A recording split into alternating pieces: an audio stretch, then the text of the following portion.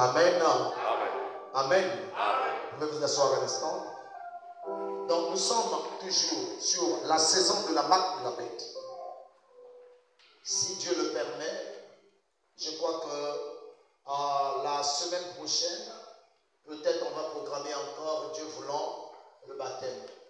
Parce qu'il y a des gens qui n'ont pas eu le temps de se baptiser. Maintenant, n'oubliez pas, quand on est dans l'adoration, si par exemple l'enfant fait beaucoup de bruit, il faut parfois mettre un bon dehors là-bas pour calmer d'abord. Parce que j'avais entendu un peu beaucoup de bruit. Vous savez, l'adoration, on ne parle pas. Même après l'adoration, avant l'adoration, on ne parle pas, on est silencieux. Tout est calme. Parce que c'est un moment très sérieux. Ça demande le respect. Amen. Là où on adore Dieu, ça demande le respect. Donc, parlons de la saison de la marque de la bête. Ça fait à bientôt un mois que nous sommes en train de parler de cela. Et c'est un sujet très important. Non seulement très important, mais un sujet qui est à jour. Un sujet d'actualité. Un sujet qui concerne ce temps présent. Donc, ça demande beaucoup de sérieux, beaucoup vraiment de concentration, beaucoup de détermination pour que l'on puisse arriver à quelque chose. Nous avons parlé de beaucoup de points ou encore de sous-points sur la marque de la bête. Nous avons d'abord commencé à comprendre la bête. Nous avons découvert avec les Écritures à l'appui ce qu'on entend par la marque, par la bête. Et nous avons commencé de parler parce que la bête, on a montré différentes formes de bêtes. Et en dehors de cela, nous avons parlé de l'image de la bête. Nous avons compris, beaucoup de gens ont compris, nous avons vraiment découvert qu'est-ce qu'on entend par l'image de la bête. Et voilà, nous sommes aujourd'hui sur la marque de la bête. En fait, nous avions commencé la semaine passée avec la marque de la bête. Vu que c'est très important, nous allons essayer de foncer le clou, d'avancer encore, d'aller un peu plus d'avant pour découvrir beaucoup de choses concernant la marque de la bête. Vous savez que non, on parle souvent de marque, mais on parle aussi du sceau. Parce que c'est quoi? La marque, c'est quoi? En fait, la marque montre la distinction. La marque montre la différence. La marque, c'est pour les entêtés. La marque, c'est pour les proscrits. La marque, pour ceux qui sont bannis. La marque, c'est celui qui a refusé de suivre la voie pourvue par Dieu. Ce sont ceux-là qui reçoivent la marque. Mais la Bible parle aussi de ceux qui reçoivent le sceau. Si vous lisez dans le livre d'Éphésiens 4, verset 30, on dit, n'attristez pas le Saint-Esprit de Dieu. Excusez-moi, je vais lire cela pour ne pas modifier quoi que ce soit. Voilà. Il dira ceci, pour faire la nuance, Éphésiens 4, verset 30, la Bible dit, n'attristez pas le Saint-Esprit de Dieu, par lequel vous avez été scellés pour le jour de la rédemption. Donc, il y a ceux qui sont marqués par la bête, il y a ceux qui sont scellés par l'Esprit Saint. Maintenant, c'est quoi le sceau? Le sceau, c'est le signe de propriété. Le sceau, c'est ce qui est authentique. Le sceau, c'est un cachet. Différent de la marque. La marque est réservée pour les proscrits, pour les bannis. Voilà pourquoi nous avons pris des exemples autrefois. Nous avons commencé à parler de la marque de la bête depuis la Genèse. Cela semblerait très complexe, ou bien les gens seront surpris de remarquer que la marque de la bête est déjà prononcée sous forme de type depuis l'Ancien Testament, voire depuis la Genèse. On a parlé de la marque de la bête. Quoique le terme bête n'était pas là, mais on a montré tel que Caïn quand il était marqué. Vous voyez? Mais non, remarquez ceci, c'est que la marque vous chasse de la présence de Dieu. Donc celui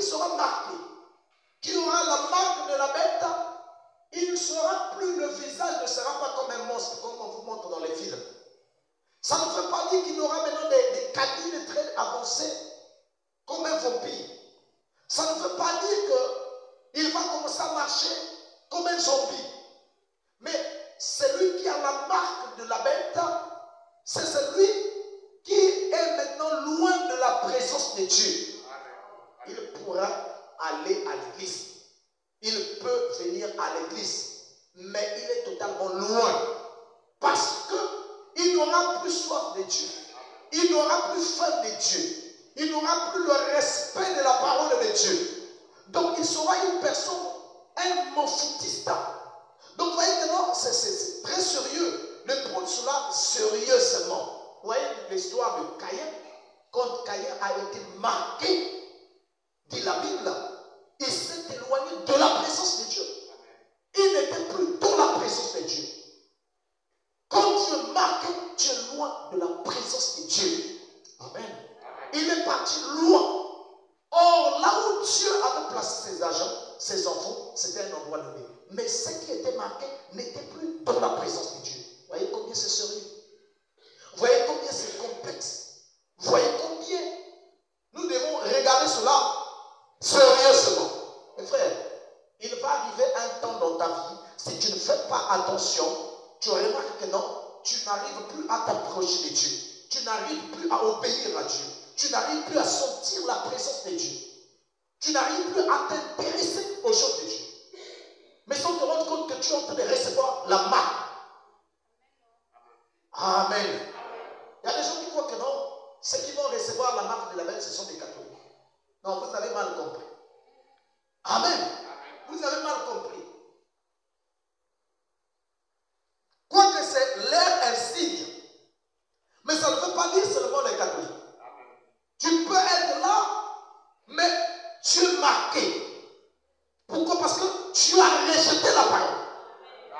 Tu as repoussé la parole, mais tu es là, assis ou assise. Mais au-delà de toi, la parole ne t'intéresse plus. Les choses de Dieu ne t'intéressent plus. Amen. Celui qui a la marque de la bête devient un fugitif, un vagabond devant Dieu. Regardez, Caïn, quand il a reçu la marque, il n'était plus sur place, il était un vagabond, il était un fugitif, quelqu'un qui le faisait. Voilà. Le prophète dit qu'il ne sait pas où il est, où il va. Vous voyez comment une personne est à l'église, mais il ne sait pas il va où. Voilà pourquoi vous avez trouvé que beaucoup de gens sont dans les églises, ils s'asseyent simplement. Mais il ne sait pas que non, la destination. Parce que c'est quoi? Tu as quitté un endroit. Vous voyez que non, une personne qui quitte le monde, tu as quitté un endroit. Mais tu sais que non, je vais où? Pourquoi je suis engagé de servir Dieu? Quel est l'objectif? Qu'est-ce que je peux atteindre? Mais tu ne sais plus. Tu es là assis, mais tu ne vois plus là où tu es en train d'aller. C'est là où beaucoup de gens sont dans des situations difficiles. Ils ne savent plus où ils vont. Amen. Voilà pourquoi, même une personne, quand Dieu t'a appelé pour faire un travail, si tu ne connais pas ta commission, qu'est-ce que Dieu t'a dit de faire? Tu seras comme un vagabond. Mais tu es là, mais tu ne sais pas, tu vas où? Tu n'as pas de vision. Tu ne suis pas quelque chose. Tu es là simplement. Demain tu es ici. Après-demain tu es là. Tu es ceci, cela. C'est l'attitude de certains croyants. Ils ne savent pas. En fait, il n'y a pas de l'empressement en eux. Prenons l'exemple d'une personne. À l'église, tu viens au moins une fois par semaine. Mais tu es ça et là. Et puis tu oses dire que non, le temps est proche. Que non, à bientôt la fin du temps. Non, tu es en train de mentir les gens. Si tu savais que non, à bientôt la fin du temps, tu devais courir. Tu devais être même la première des personnes à être à l'église. C'est parce que tu ne sais pas où tu vas. Imaginez que non, on vous dit que il y a des braqueurs qui sont en train de venir. Mais si vous entendez même que non, dehors là-bas, il y a la guerre, les gens viennent avec des armes. Tu vas même traverser cette forêt. Quand tu vas sortir d'ici, tu ne vas même pas te rendre compte de ce que tu vas te trouver. Parce que c'est quoi? Tu vois le danger. Tu vois, la situation est grave. La situation demande de l'urgence. Mais imaginez-vous qu'une personne qui se dit que non, les signes signes. La fin est là, tous les signes montent là. Mais qui est pour lui à la maison, ce n'est pas son problème. Il s'occupe de ses affaires, de ses activités, de sa distraction. Ah bon, oui, on a dit cela depuis longtemps, mais tout cela, c'est là le problème. Donc, vous voyez que non, il est fugitif, il ne sait pas où il va, il ne sait pas où il est. Il ne sait pas où il est actuellement. Donc, il n'a pas vraiment, il est là, mais il ne sait pas où il est. En d'autres termes, il ne connaît pas quel est actuellement, quel est son rôle. Il ne sait pas actuellement, il est arrivé à quel niveau. Il ne sait pas que non, dans la justification, la sanctification, excusez-moi, le baptême du Saint-Esprit, je suis où? Il ne sait pas. Il ne sait pas dans quel camp il se trouve. Parfois il est ici, parfois il est quelque part là-bas, parfois il est là. Il ne sait pas dans quel endroit. Hier, il est protestant. Demain, il est catholique. Après, il est dans l'église de Rennes. Après, il parle là. Donc, il n'y a pas de sérieux. Il n'y a pas de sérieux. Ce n'est pas que non, il est en train de recevoir une révélation donnée, mais il marche simplement par l'enthousiasme. Beaucoup de gens marchent dans l'enthousiasme. Voilà pourquoi la parole de Dieu devient un fardeau. Ça devient un poids. Ça devient un problème. Ça devient une difficulté. Oh non, non, aujourd'hui aussi, on tout ça. Vous voyez que nous, quand nous étions enfants, quand il s'agissait de matchs de football, vu qu'on était fans de matchs de football, frère, on commençait le match à partir même de 12h, 13h. On finit à 18h. Jusqu'à 18h. Vous voyez, quelqu'un est toujours là. Mais c'est comme si les gens ne se fatiguaient pas. À tout moment, il est là. Les gens se déplaçaient, se promenaient. Ils étaient là dans les choses du monde. J'ai vu une sœur là. Quand on était encore dans l'église auparavant. Cette sœur était encore, elle venait de commencer à croire. Elle commençait à se donner à l'église. Un moment plus tard, et quand il a commencé à suivre la voie de Dieu, elle venait plutôt chaque fois en retard. Elle s'absentait à tout moment. Mais un jour, elle dit que non, les parents m'ont interdit encore. Elle pouvait avoir au moins 17 ans, quelque chose comme ça.